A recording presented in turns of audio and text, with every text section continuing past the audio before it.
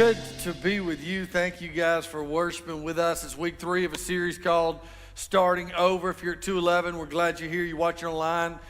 Glad you're here. You're with me. Really glad you're here in the South Venue because we don't have room. Glad you're here. Survived the parking lot. Good job. So we are glad you're here. Actually, there is parking plans coming, and I'll let you know about that to make your situation better, but it's a good problem to have. You know what I mean? So truthfully, there are some regrets that are easier to get over than others. Like there's just some regrets that are easier to get over than others. Like some that's easier to move on from. Like some that's kind of comical. You smile, and you've ever eaten something and you thought to yourself, I'm never going to eat that again. Come on. You ever been to a restaurant and you thought, not happening again? Ever been to a vacation spot that it didn't go good? Not happening again. Not happening again. Never going to buy from that place again. Never going to date somebody like that again. Hello. Sometimes it's easier to learn from regret, truthfully, because it leaves us scared to death as well. Like we all got close call stories. We've all got, like, do you have any, you could tell a story about close calls or near-death experience. Anybody in the room, like, you've had a close call? You know what it is to have a near-death experience. Like I was this close. Like catastrophe was right around the corner. Like that fear, healthy regret. I can remember 14 years old, I took scuba diving lessons, because my dad and his pastor buddy scuba dived, and so he thought it'd be fun to have my 8th, 9th grade son to go scuba diving with us. Took the lessons, and one of my second or third time ever scuba diving, we go to these springs in Gainesville, Florida. It's natural springs, and the unique thing about it was at the bottom of the spring there was a cave. And if you know anything about scuba diving, anybody scuba dive in the room? Just me, one person in the back, 2, 3, all right, there you go. So they're going to check me on this. So if you've ever done that, like scuba diving, to go in a cave, you have to have a whole nother level of license. But this place, you could it was like an elementary cave. Like you could start there. It had a rope you went around. So it's like my second or third dive ever. And the only rule was everybody has to have a flashlight. So what that translated for 5 pastors and a little 14-year-old was, we'll take one flashlight and be fine. So here we go down this cave, 30, 40 feet down, and the cave went down and it went through like a little wormhole and came out on the other side, and you would get to this beautiful coral reef looking place. It was supposed to be unbelievable. You saw pictures of it. So we all take off following this rope, and the guy leading with a flashlight, his name was Duke, which said suspect, so I should have known I'm in trouble. All right, so I'm following this guy, and we go around this wormhole, this kind of, and as he comes around, he's the only guy with a light. And so we're under a cave now, and the light's gone, and as God is my witness right here, listen to me, my regulator gets pulled out of my mouth about 60 feet down in the water in a cave. What's your regulator? Like your oxygen. Gets pulled out of my mouth, and if you ever go scuba diving, you're supposed to do scoop like this, sweep, and you get your regulator back. Here's the problem. In a cave, you can't do that. So, I started to panic, which you don't do. 14, 15 years old, I start panicking. I shed my weight belt, which you're not supposed to do. Because you can't come up that fast, because if you come up too fast, you'll get what they call an air embolism, and you'll have bubbles in your blood, and you'll be Bubble Boy. Thus Seinfeld, right? You'll be Bubble Boy the rest of your life. That was the deal. And so I didn't care. I just wanted to survive. So I take off up, and I'm just trying to get up there as fast as I can. And you're 14 years old, because I really believed I was going to die. But my thought was, you're an arrogant 14-year-old when you're sitting there going, what in the world is my family going to do without me? Like, what are my friends going to do if I'm dead? Like, how's it going to still continue on? And literally, as I got to the top and reached for the top, somebody grabbed my fin, pulled me back down, and stuck a regulator in my mouth. But let me say this to you, true story, my near-death experience. I've never, ever wanted to go into a cave again for any reason. Like this year, I watched this summer, Thailand, when the boys on the soccer team were stuck in the cave, and I was enthralled by it, obviously praying and hoping the best for them. But I was enthralled by the whole experience because I'd been there. There's a healthy fear that set into me because of that experience. But listen to me, I think there's many of us here at our 211 campus watching online. The reality is you are plagued in this season of life, not with a healthy fear, but because of experiences of the past, because of regrets of the past, and because of pressures in the present, you are plagued with what I would consider unhealthy fear. And you don't even realize it. Because of, if you've been with us, the series on regret, regrets of action, choices we've made, things we've done, seasons of our life, relationships we've torpedoed, right? Using the rock as a metaphor for regret. Many of us carry around, and we don't even realize it, but there's fear in the present. Because this has happened, I'm going to blow it again. This is what people think of me, or maybe opportunities missed. Maybe there's been things that we didn't take a chance on, and we think the fear of our life is our best days are behind us. We've missed opportunities. Maybe this is just as life good as it's going to be because of things I've missed. Or maybe the real one is there's fear in present relationships and fear in present things because of things that have happened to me. Regrets of reaction. I was abused. I was lied to. I was left behind. I was betrayed. I was forgotten about. And so now there's this unhealthy fear that's persistent in your life. I put this in your notes, and I want you to write it down. Regret, church, often leads to unhealthy fear in our present and a continual worry about our future. Not just guilt and shame. We think regret equals guilt and shame. I think practically there's an unhealthy fear, worry, anxiety, doubt, insecurity that we live with, that we wrestle with. Go back to Luke 22, is the passage we've been. If you got your Bible, Luke 22. Jesus looks at Peter and says, Satan has asked me to sift you. He wants to test you. And Peter says, he can bring it on. Look at what Peter tells him. He can bring it on because I will go to death and prison for you, prison and death for you. I'm all in. And then a few hours later, when Jesus is arrested and Peter's sitting outside by a fire, Luke 22, how does things go like this? Then a servant girl seeing him as he sat in the light, looking closely at him, said, this man, he was with Jesus. Look at what Peter says. No, woman, I don't know him. I will go to prison and death with you. I don't know him. Well, just to make sure we're not confused, what happens again? A little later, someone else saw him and said, you also are one of them. But Peter said, man, bro, I don't know. You got me confused with somebody else in a robe and sandals. It's not me. And then somebody else about an hour later looks at him and goes, certainly this man was with him, for he too is a Galilean. He's been with Jesus since back in the day. And Peter says, I don't know what you're talking about. I don't even know what this man's about. How is it? I'll go to prison and death for you. Not days, not weeks, not months later, but hours. I don't know who the guy is. How do things shift so fast in our life? From great faith to regret. One word and you know it. Fear.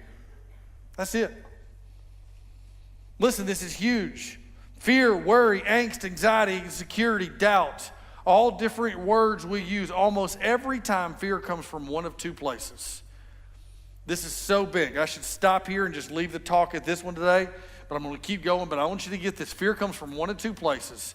We fear what we can't control, and we fear what we don't understand.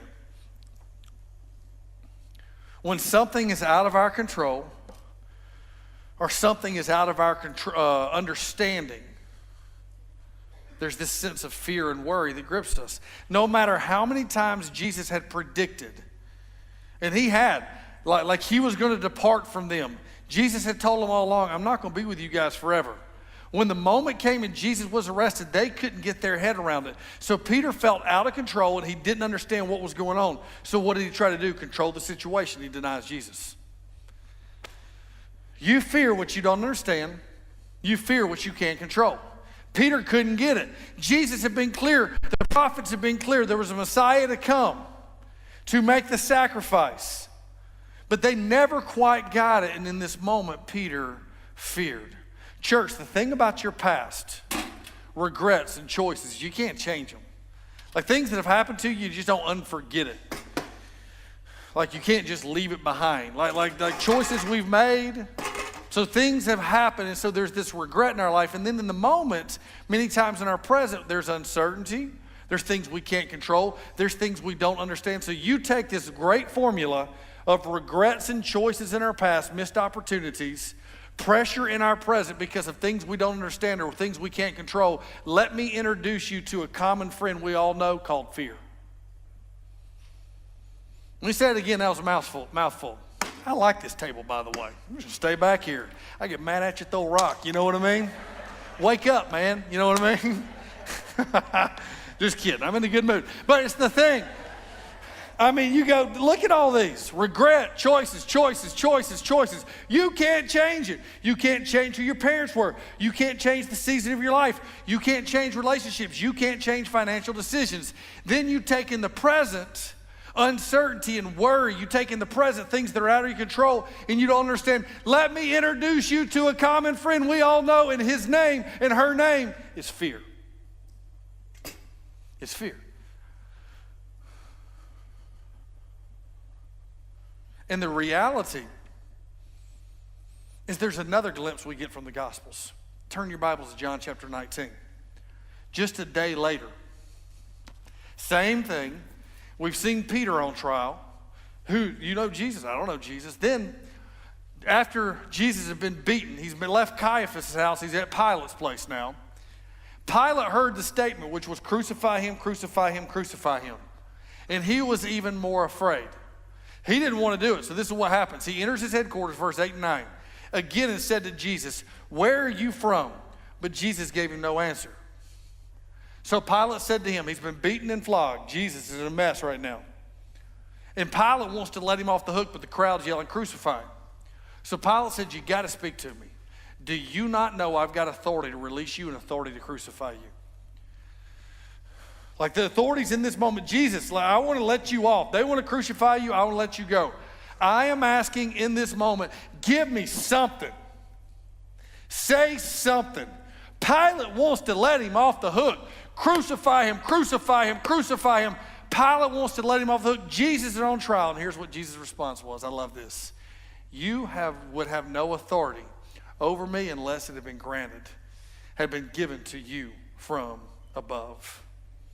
Give me something, and I'm going to make it go away. I want to get you off the hook. Jesus simply responds by saying, Pilate, God's got all the power and calls all the shots. You think in this moment this is orchestrated by some people's decisions, by the crowd outside who wants me dead.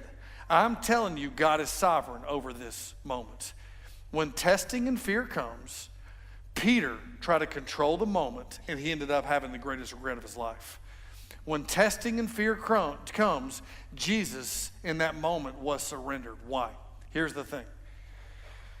The issue is not if you'll face fear. The issue is not if you worry. If you have worry, here's what I want you to get. What a person does with their fear reveals what they believe to be true about God.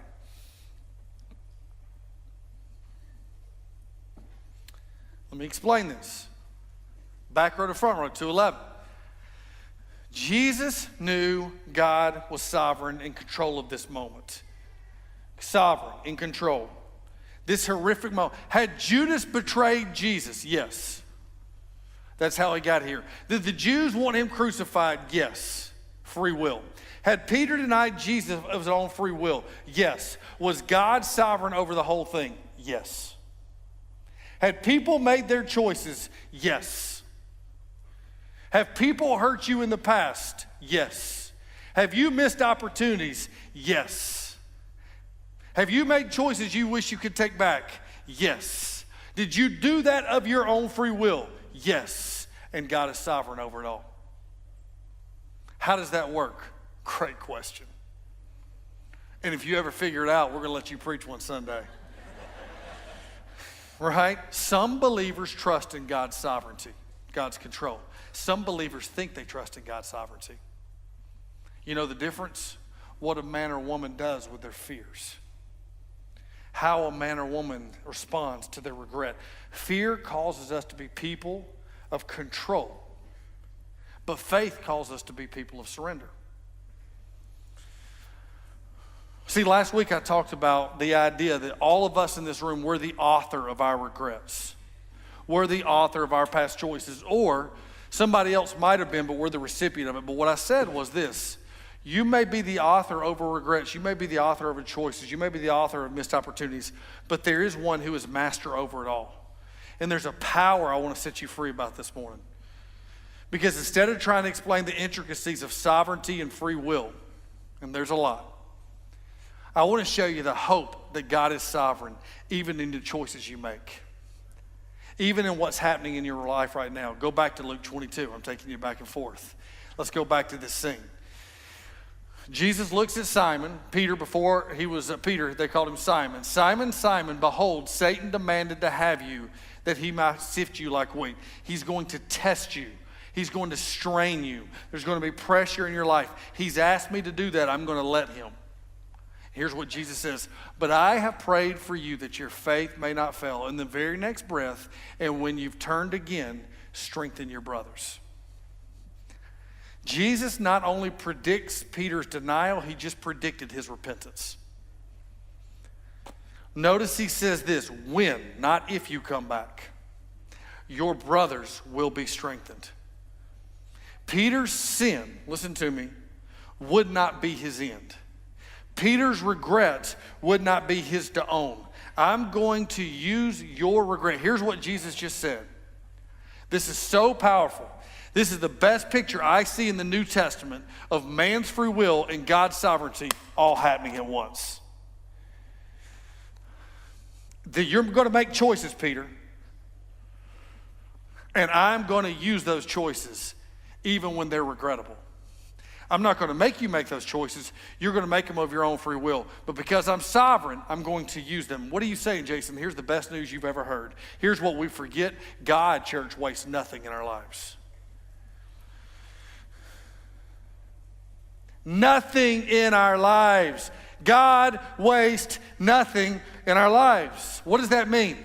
Not our mistakes, not our regret. God doesn't even waste your current fears in this moment. He's sovereign over all, which means he uses everything for your good and his glory. Let me say that again. God wastes nothing. That doesn't mean that God uses the best parts of you. That means God redeems the worst moments of your life as well. I don't think you get it. Like, think about it. Fear not. That do not be afraid. That is mentioned like that command.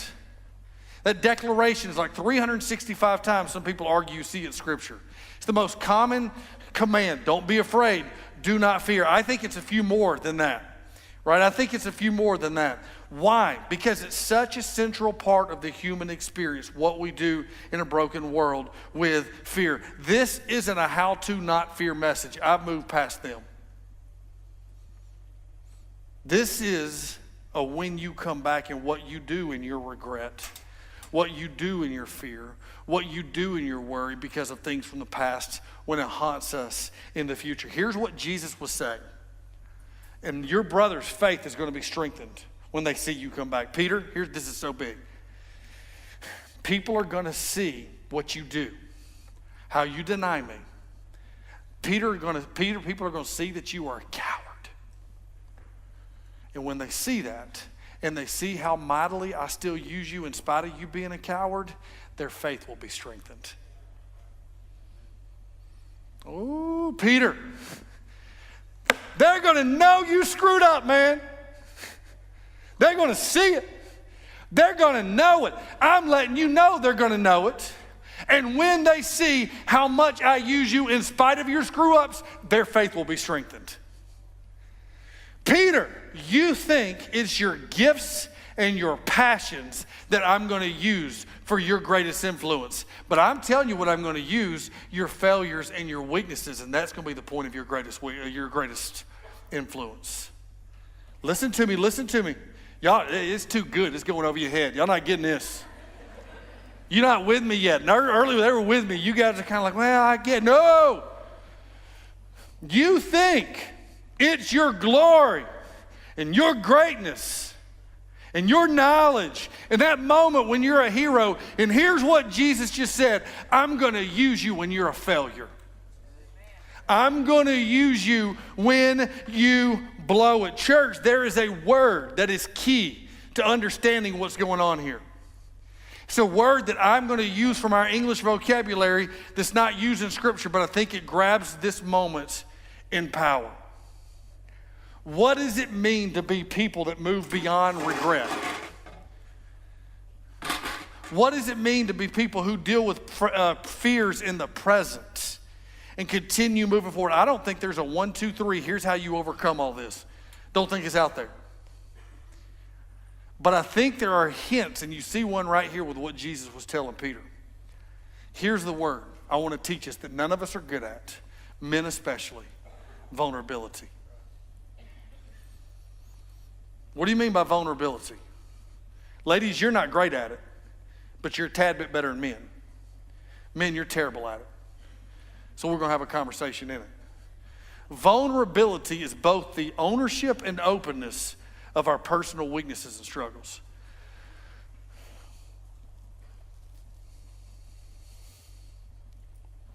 What you've got to get is the majority of time, it is our choices in the past, our opportunities missed, and the things that have happened to us that are the source of our struggles and weaknesses. That kind of bring fear in our present reality. What are you saying? Vulnerabilities are not about our glaring victories, it's about our grueling defeats. Vulnerability is not about leveraging our strengths, it's about leveraging our weaknesses. I love what the author Brené Brown says, famous TED Talk she gives. It's a famous, and again, she gives this, and she spent a lot of time writing about vulnerability. Here's what she says. Vulnerability is not knowing victory or defeat. It's understanding the necessity of both. It's engaging.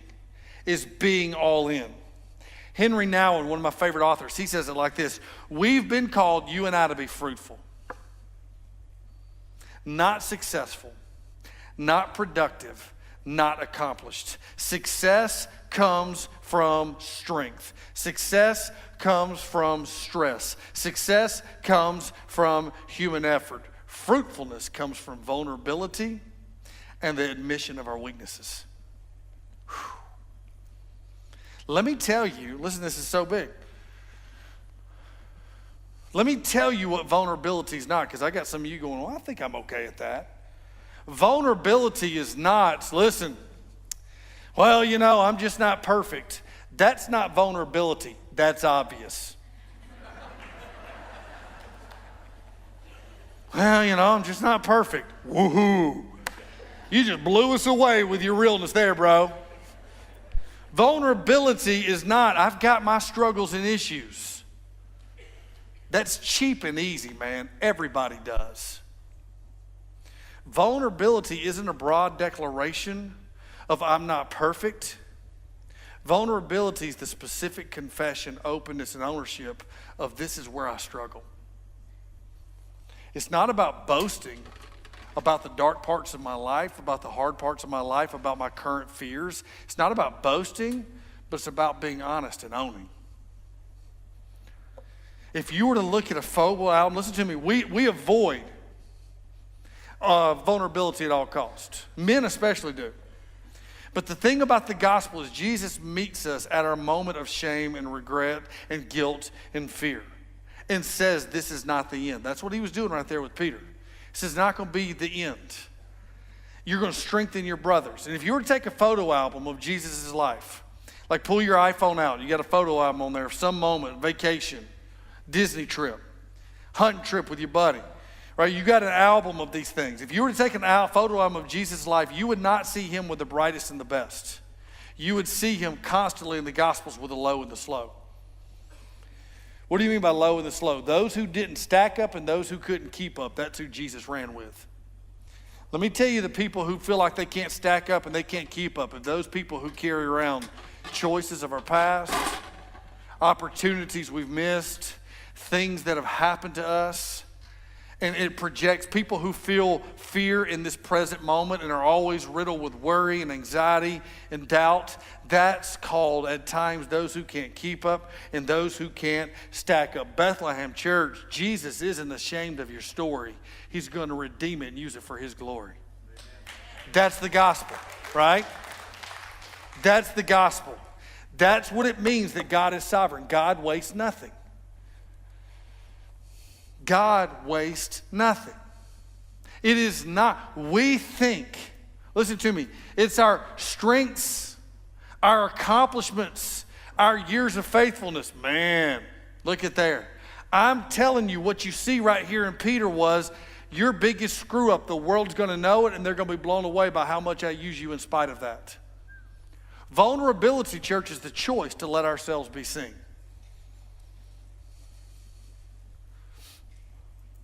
Now, this next 3 minutes, if you'll give me this, and millennials, Gen X in this room, 40 and down, I want to talk to you older. You need to hear this too.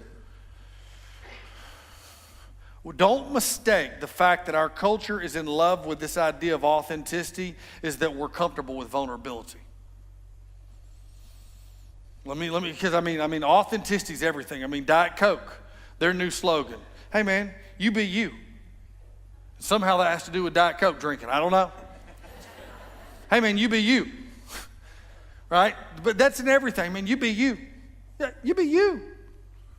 That's authenticity. Well, that means we're a culture of vulnerability. Bull. That's not what it means. I'm calling us on that. Don't mistake it for that. Authenticity, which our culture loves, especially Gen X, millennium. Hey man, authenticity is the celebration of how I am. Woo, this is my personality, man. This is my uniqueness. This is what gives me my distinguishable. I mean, this is me. This is just how I am. This is just how I'm wired. It's just how I think. It's just what I think. Here's my opinion. I'm just being real. I'm going to call what nobody else will call. Our value of authenticity, our strive for authenticity, oftentimes we consider authenticity what we project the world wants us to be like. Oh man, me. I'm comfortable in my own skin. Authenticity is the celebration of how I am. That's not vulnerability. Vulnerability is listen to me, is the story of who I am. That's two different things. Authenticity is the celebration of how I am. Look at me, world. You better be fine. Vulnerability is the story of who I am. Listen to me. The guts and the glory. The dark part and the light. The accomplishments and the struggles. Early on in my ministry, I spent time in youth ministry, and I kind of did like a season of itinerant work, which means like it was in seminary, and I was a guy that would show up at like the youth crusade or the youth revival if you grew up around church, or the youth weekend. Wasn't that I was that good, I was just cheaper than guys who normally do it, and they're like, come on in and we'll bring you in. And so I would come in, and here's what I found. Joel and I actually did a lot of ministry back in those days together. You'd show up at this random event, but one thing that was common in these events is they oftentimes would have like a semi-celebrity on the docket to do a testimony. So a guy who played one down for the Falcons, they could say, former NFL player has an amazing testimony. Come hear him, right? I'm smiling here. It's okay. You're like, that was my church. Yeah, it's cool, right? They all did it. Or like this childhood actor from the 80s. He's a believer. Come hear his testimony. Or this person who used to be in this rock band. Or this guy who played for the Georgia Bulldogs. And they're going to give their testimony. Like this celebrity type, semi-celebrity. And it was cool, most of them. So I would go, and I'm like the, band goes, guy gets up there, lady gets up there who's a semi-celebrity, tells their testimony about Jesus, and then I'd wrap the thing up. That was kind of the deal. And here's what I learned in that. They oftentimes, most of the time, these people, these athletes, actors, whatever, they did a great job, would tell a great story about what Jesus, that was awesome. But what I learned in that season, because I watched this time after all over the country, what I watched was everybody in the audience, there could be thousands or hundreds, it never knew. Everybody in the audience, in that moment, they admired the person, the athlete, the actor, the semi-celebrity on stage. They all admired them. But the majority of the room couldn't relate to them. Why? 99% of those kids in this room were never going to play on Sunday, and they knew it. 99% of the people sitting there listening were never going to be a celebrity except on their Facebook status. They're just never going to be it. And they knew it. And so they admired but they couldn't relate. They respected, and in a moment they were inspired, but they couldn't relate. Why? That person, I'll never be them. I can't never do that. And God formed something in me in those seasons. And I didn't put it in your notes, but this is what I want to say to you. And this is so big. Listen to me. People that you admire can give you inspiration in a moment. Wow. Man, somebody like that. What a cool testimony. How powerful is that? Awesome. It's good. This is where the power is, though. People that you can relate to will give you hope in real life. That's the power. What are you saying? Our faith is not in need of a hero. We have one. His name is Jesus.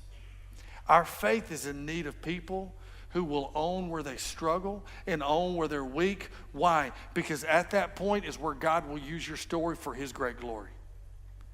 That's all I'm saying. We've set this world up where it's about be somebody to be admired. What if it is be somebody that somebody can relate to? Which means I'm going to own where I fear. I'm going to own where I struggle. Not everybody knows success, but everybody knows regret.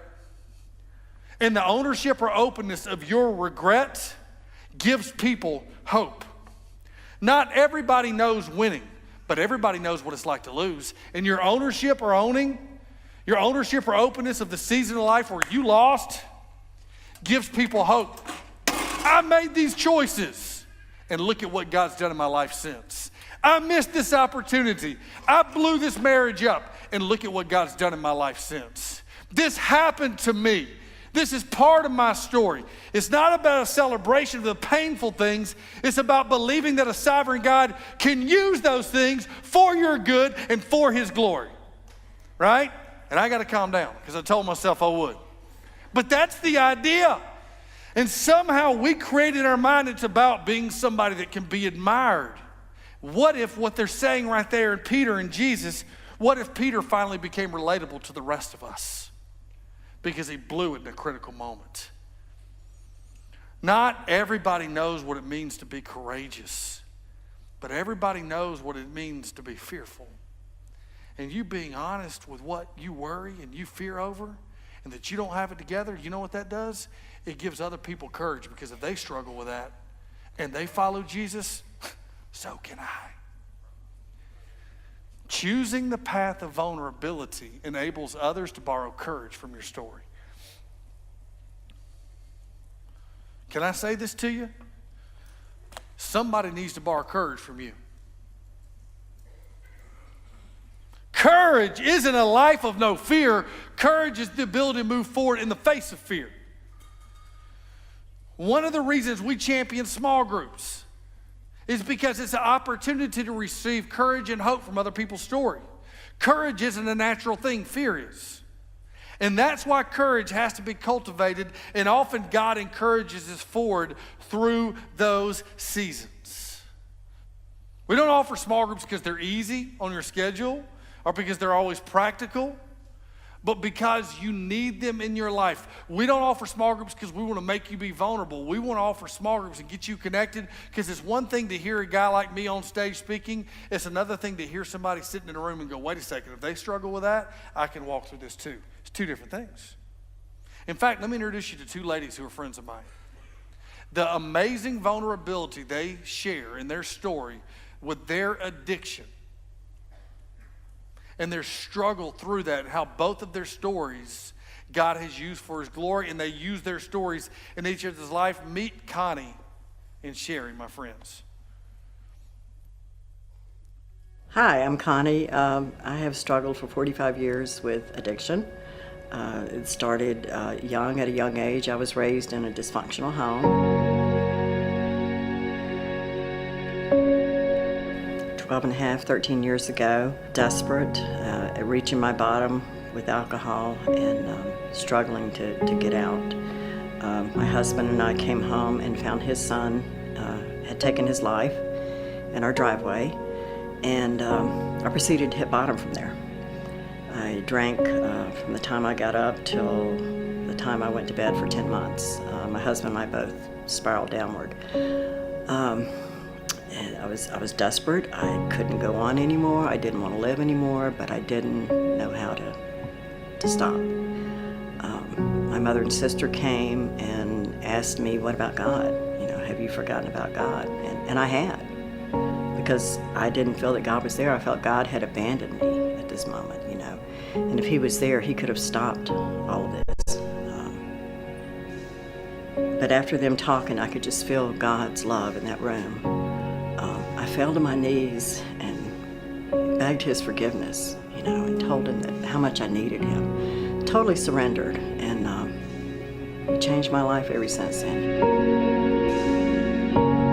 Hi, my name is Sherry, and I, for the longest time, struggled with codependency and some addiction. And I think that some of the darkest parts were in connection with my son, who is an addict, and the codependency that I had with him. I just would isolate myself because I didn't want people to know. I was worried about people knowing what I was going through. I remember meeting Sherry. She was very quiet, very shy. She was in a group that I was leading, and she went through the group, and she reached out a few times, and I prayed for her a lot. I saw a lot of her in me, and I have a little bit of codependency in me too. I want to help everybody. Sometimes I want to fix them, and I know I can't do that, but she really touched my heart, and I remember she kind of quit coming for a while, and I would reach out occasionally to see how she was doing, and I'm fine, and we know how that goes. We talked some here and there, but not too much in the beginning. But the crazier things got with my son and I think the crazier I got, and the more I isolated myself, and I just stopped talking to her. And at some point, things were so bad, and I just was so desperate. I just didn't know what to do or where to turn. I would try to pray. I couldn't pray. The only thing that would come out of my mouth every time I would get on my knees to pray was, "Oh God." That was it. Nothing else would come. And I can remember one night I was so distraught and so desperate for help, and I was laying in the bathtub, and I just cried out, finally, "God, I can't do this. I can't do it on my own." And I just laid there for a while and cried because I didn't know, I couldn't say anything else. So maybe a couple days later, things just kept getting worse and worse, and I finally picked up the phone to call her, and she said, "Well, let's meet. You need to come to this meeting with me." And I finally did, and that was when I really started to work on a process of recovery for myself. She started reaching out, and I was just so grateful to be there for her, and was so grateful that she was reaching out to God, that he was her answer. And I got to help Sherry along in this journey, but she helped me also. She doesn't know how many times that I needed to hear what she was saying, or I needed to be reminded of where I came from. And just like I was able to help her, I had my mom and sister to help me and do the same thing. I couldn't do it alone.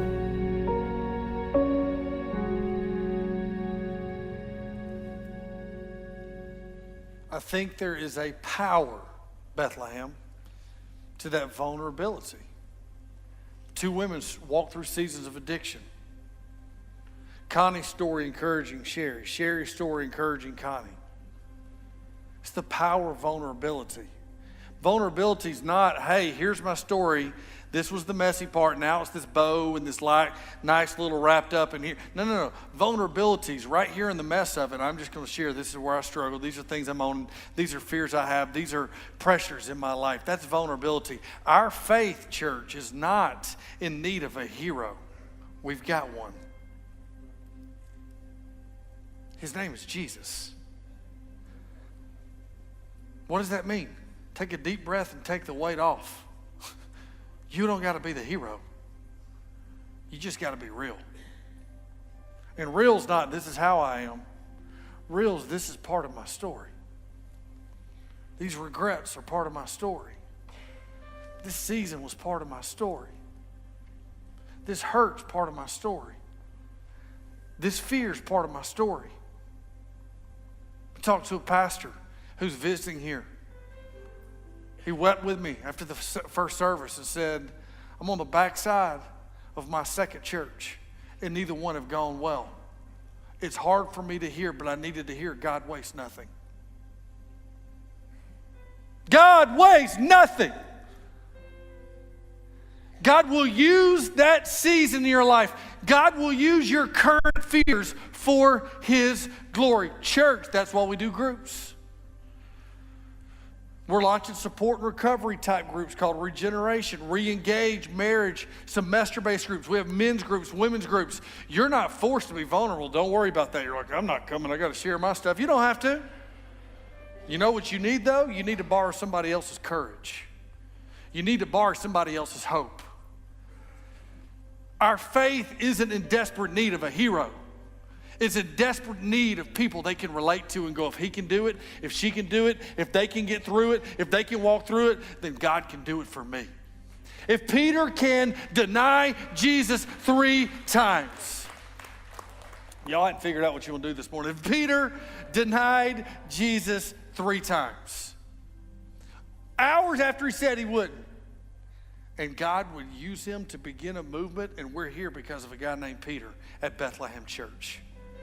That's the story of our faith. Do not rob somebody of courage for their faith journey because you're unwilling to be honest about yours. Don't rob people of faith for their marriage because you're not willing to be vulnerable about your struggles in marriage. Do not rob people of hope in the midst of their addiction because you won't own your struggle with addiction. Come on, church. Don't you rob it. Do not rob. Listen to me. Don't waste your regrets. Peter didn't. And Jesus said, when your brothers see it, their faith will be strengthened. Don't waste your present fears. What you're worrying in now, acting like you got it all together. Your vulnerability, even in your present fears, God will use for His good and for your glory. So I try to do my best as your pastor, not to lead from a stage of admiration, but to lead from a place of, I'm you. I'm you. So in a moment of honesty, let me let you in on a couple of fears that I'm wrestling with in real time.